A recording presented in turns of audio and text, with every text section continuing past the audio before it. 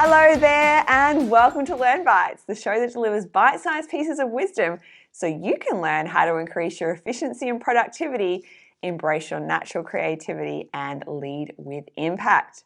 I'm Samantha from Using Technology Better, and joining me on the show today is Jamie Dahlsen.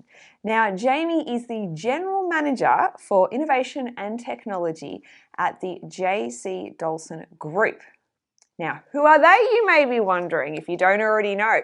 The JC Dahlsen Group are a leading supplier of materials to builders across a large part of Australia. So let's jump in now, find out a little bit more about Jamie and hear his interview on leadership. Hey, Jamie, thanks for joining us. Good morning, Sam. How are you again? Oh, I am doing well. I'm excited. I've been looking forward to this interview for a little while. I know. Sorry it's taken so long to get here. Oh my goodness, that sounds like a terrible start. I didn't mean it like that. I'm just me, but I'm super excited because today, Jamie, you're going to be talking about leadership. And one of the reasons I was hoping you would pick that topic, though I never told you, was because I really admire the culture that I have seen in your organization. So I'm keen to understand your views on leadership. So yeah, so that's why I've been excited, not because it's a topic. Okay. Well, then I wish I'd known that before I'd sort of worked out what I was going to say. We're all good. So before we jump into the formalities of your speed round, do you want to share a little bit about yourself and what you're passionate about with our audience? Okay. So, look, where do I start? We're just saying before. So, look, I'm just taken on the role of general manager for our information technology in our business. Probably in one of the unique positions in that our family business is 144 years old, and I'm sort of fifth generation. So it's a very interesting work environment to be in. You have, as a family member, you sort of have the weight of all that history behind you the whole time, just sort of playing on you, noticing that, you want to obviously continue it. And then also just an organisation of this size too, just the momentum that 144 years has sort of built up and continues to build is actually being able to, sort of hang on to that and continue the family legacy, so to speak. Yeah. That is a weight on your shoulders, and particularly 144 years, and you're in an IT role, which wouldn't have existed 144 years ago. No, and I hadn't pictured myself in a sort of technology role 2 years ago either. It was just one of those things where the business realised that we were trying to get a lot of wanted to start getting a lot of technology and sort of innovation solutions in place, but they were getting all buried in our business as usual. So we had to work out, we've got to take it out of business as usual and get some dedicated focus on these activities. Otherwise, they never happen. And therefore, my role was created and moved across and had to learn a lot of stuff very rapidly. To take the business forth into the next generation with that technology. It's fascinating. Handball it onto someone else. Well, I can say I think you're the right man for the job, having witnessed your journey so far. So thank you. Yeah. Thank you, all right. So are you ready for this, Jamie? 8 questions, 4 minutes on leadership. I'm going to put you to the test. Yep. That didn't sound convincing. All right. I'm focused. I'm ready. You're ready. Okay. I'm just going to get ready and get the actual timer going. So let's screw it up. Now, I will try very hard to give you a 1-minute warning, which may be 30 seconds, depending on when I happen to glance down at the phone, but we'll just see how we go. So no promises. All right. I won't get too lost in the stories. Oh, we'll see about that. All right. I'm going to push go. First mobile phone and current phone. All right, showing my age. First phone was actually a Motorola bag phone as part of work, and I was doing remote construction work at the time, and I used to configure them as a mobile office phone. So we'd connect our fax machine and our little office phone network into it. So it was my first experience with technology. And current phone, iPhone 12. It's either going to be a Samsung or an iPhone, isn't it? You're an Apple man. I did know that. What is the most important quality for every leader to have, Jamie? So, look, I mean, there's a whole heap of qualities. Leadership is about sort of, empowering, coaching, inspiring, and sort of developing your team. And so for me, I reckon to be able to do that effectively, you've got to be able to walk in their shoes and understand your team and how they, how they respond, how they think, how they work. So I think empathy is probably, for me, just one of those key, strengths to have as a leader, and not always easy to, develop or train in empathy. It's sort of, to some degree you have it or you don't. Yeah, that's really fascinating. I think we'll come back to that one because I've got a few things sparking on that. So those that are watching the video closely may know that Jamie has just appeared wearing a headset. So hilariously, we had a little technical challenge halfway through, but we are back, aren't we, Jamie? Pretty good for a head of technology. Yeah, exactly. All right, so let's keep this rolling now. Next question. What do you find most rewarding or most challenging about being a leader?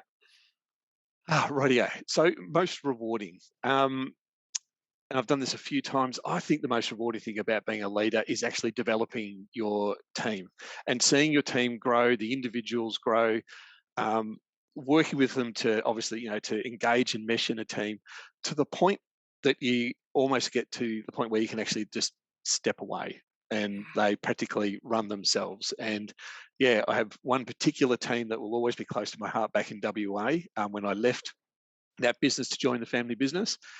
And had a guy all perfectly trained, ready to go, and he just stepped into my role. So I just stood back for 4 weeks, and he just nailed it and took on the rest of the team under his leadership and moved forward. So that's probably the most rewarding part, is when you can do that with your team. What do you tell yourself when facing uncertainty?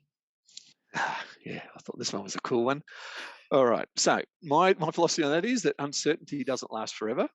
All right, and it's only uncertain till it becomes certain.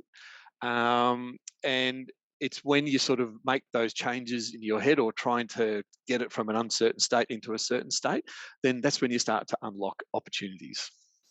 Oh, that is so cool. We're definitely coming back to that. Biggest leadership lesson learned so far? Okay, that everyone needs to be included in your team when you are trying to actually solve a problem, tackle an issue, or whatever. I learnt that the hard way, my very first job out of university. Going on a construction job, having to go out and get a boiler maker and a welder and a fitter and a site supervisor, whatever. I had to give them a solution to a problem with some piping, and I, being a smart engineer, thought I could just give them the solution, and they all just canned it. And I learned very quickly, okay, that technique doesn't work. Next time we had a problem, I went and asked each one of them, okay, how we solve this, how we solve this, how we solve this, how we solve this. The problem I gave back at the end of the day just had a little bit of all of their solutions. And so they all owned it. And they all went, yep, no worries, bang, we'll get that done. And off you went. So, learn very quickly. You got to engage everybody and make everyone feel that they have actually contributed to, the outcome of whatever that team endeavor is. That is such good advice. Yes. Awesome. Yeah, very first lesson out of university. And I can see how it served you well. Now seeing how you're working with others on change in your organization, that's so fascinating. All right, the timer has gone off, but because we had a technical glitch, I'm going to keep going. No, not your fault. I want to know this one. If there's one person you could spend an hour with, who would it be and why? All right, I'm going to throw you a real curly one on this. Ooh. So you're trying to think, who's Jamie going to pick out of all of the, all of the cool leaders or, celebrities, whatever in the world? All right, so I'm going a little bit left field. As I said before, I'm 5th generation, all right, in a family business, 144 years old.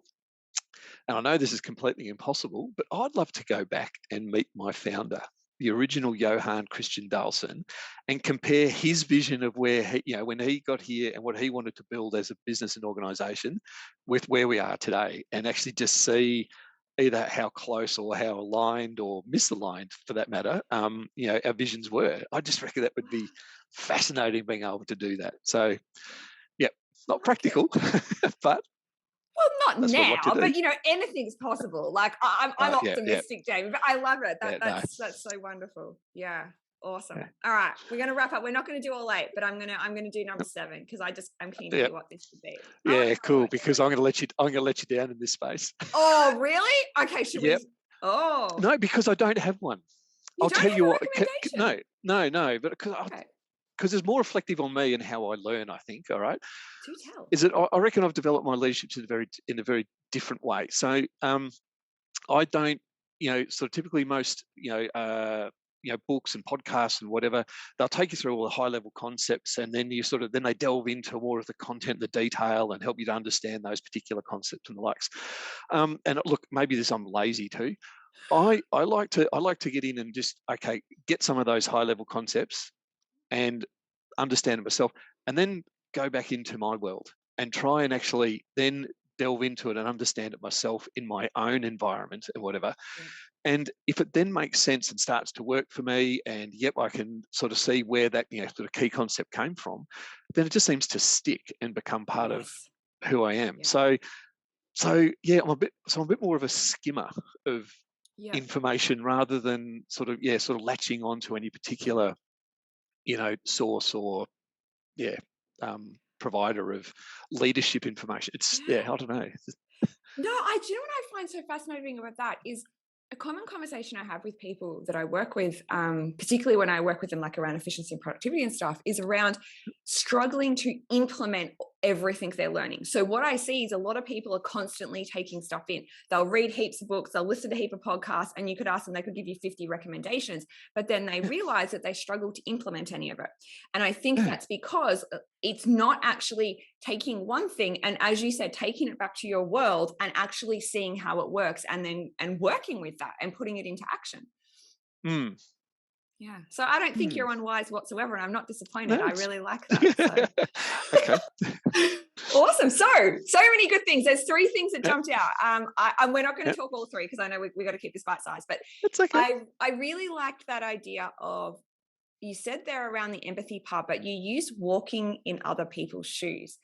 And it's really interesting because I just reflect back to the leaders I've had in the past, and the ones that do know what's going on the ground then can really represent you well as a leader, right? Because they really understand what's going on, which I thought was super fascinating. So is that something that has really served you well, like getting that understanding of what is going on for the team? Yeah, it has served you well because it's fun.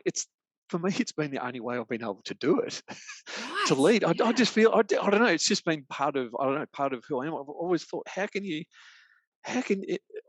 To me, I just don't understand how you can actually lead a group of people if you can't actually understand what they're going through themselves and what their challenges are, and what potentially what you're asking them to do, what it looks like from their perspective. If you because that's immediately that's where you start developing resistance in the team, because people just don't like the way you're trying to take them. So I've never really sort of thought about it until you put some of these questions in front of me, and that was probably just the key thing. And to some degree that also almost goes back to that very first example out of uni, that I had to sort of stop and think, well, so why did the Boilermaker just look at me like I was an absolute idiot? And I thought, well, because I've just stepped in here thinking that I know everything and saying, mate, this is the way I think you should fix it, and not taking into consideration at all what he's thinking, what he's feeling, his knowledge, his expertise, what he's done in the past, his history, his experience, or whatever.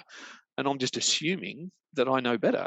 Whereas if you actually just take the time to understand that and get some of that back from them, it makes life a lot easier for you. So. It does, and that's exactly actually the connection I was making. It's like that idea of the group coming up with the solution and getting the buy-in. That's exactly there. That is helping walk in their shoes. And it also kind of takes away from that idea of like the leader being the one with the solutions. Because I mean, people think, oh, don't mean the leadership, well, I'm the one that has to solve the problems. It's like, no, actually you don't. No, you don't. Yeah, exactly. No, a good leader just should know sort of where and how to orchestrate a solution. You don't have to be the person with the solution. You just need to know more about how do I generate it? Like, what's the process we need to go through to understand what the root cause problem is, and then how to utilize the team or whatever to actually then solve that problem and come up with the answer. Crikey, I have to say, in the role I'm doing at the moment, Sam, I'm not a technical person. I didn't come from an IT background at all, and here I am trying to lead the digital transformation in our organisation, dealing with external external contractors that specialize in in digital technology and startups and all the like. So yeah, I can't answer. I can't provide the leadership from point of view. Yes, we must do it this way or this way. You've got to be able to explore and understand everyone's sort of points of view and the likes, and be able to bring all of that together. Yeah. And it's been really showing, like in watching the organization go through this change and watching how people are coming on board. That was part of the reason why I said I was excited to have this conversation with you, because I wanted to understand what's underpinning that, because I see so many organizations that don't have that level of success, and everything you've explained today, really, I'm going, aha, that is why. All right. So we talk about, walking in their shoes. Yeah. I've been part of the first, 8 training sessions with you in, and this is, training of our staff, converting from Outlook to Gmail. And I've sat in there, and the reason I want to be there is to actually see and hear and look at the expressions on their faces as they're learning as well, because you start to understand, oh, hang on, we've potentially got some resistance or some issues here, as we found out, like with our business up north. So to me, that's part of walking in their shoes. How can I just sort of say, guys, sorry, we're converting from this to this, go off and deal with it, get on with it and deal with it.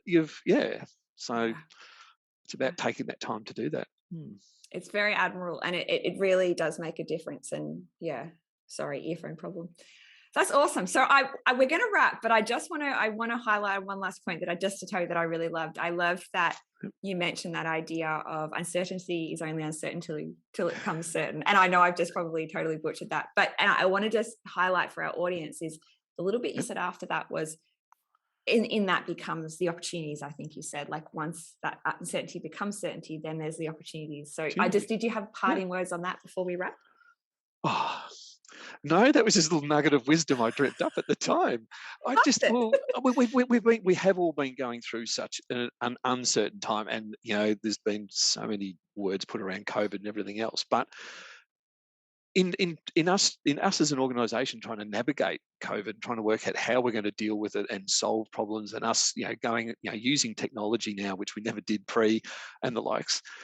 So in trying to get from an uncertain situation into a certain situation, it is now for us just opened up all of these opportunities. We've been forced to to delve into technology. We've been forced to start using this in the business and realizing, wow, we can now engage with our customers so more effectively. We can start getting other tools connected in with us. So so from that uncertainty of, holy hell, what are we going to do with COVID? To where we are today has unlocked enormous opportunities. So that's all problem solving. That's brilliant. Well, thank you so much, Jamie. This conversation has lived up to my expectations. Thank you. I'm pumped. Before we wrap today, I just love if people want to connect with you or just find out more about the amazing brand that is JC Dahlsens Group, where would they do that? I guess obviously our website, you'll find that. And I believe I am actually on LinkedIn. Now, for someone who's the leader of our technology department, I'm not so good on social media, sorry, but I do have a profile on LinkedIn. So, you can find me in there as well. You may not answer, but you're on there. I love that. I'll find you and link you. I'm trying to get a little more responsive in that space. That's wonderful. What a great way to finish. Thank you so much, Jamie, for your time. I've really, really appreciated it. No worries. It's been great. Thanks for having me, Sam. See ya. Okay. Bye. See ya. Bye. Hello again. Thank you so much for tuning into the interview today. As you could tell, I was actually super excited to be interviewing Jamie, and I learnt so much in that. For those of you that are watching that are in leadership positions, seriously, there were some important messages. And as I said during the interview, I've actually seen firsthand the impact of the kind of approach Jamie has on a team, particularly a team going through change. And it's been really remarkable to watch. So many powerful messages in there for you. Now, before we head off today, I'd love it if you haven't already subscribed to the Using Technology Better YouTube channel. If you're watching this on YouTube, go ahead and click that subscribe button now. Or if you're listening to the show on your podcast app, follow it on there as well so you'll be notified about any new episodes that we release. And of course, if you're not already getting my little fortnightly newsletter in your inbox, then what are you waiting for? Click on the link below and join up to that as well. So that is it from me for today, but I'll see you again soon for another bite-sized piece of the learning adventure that is life. See you then.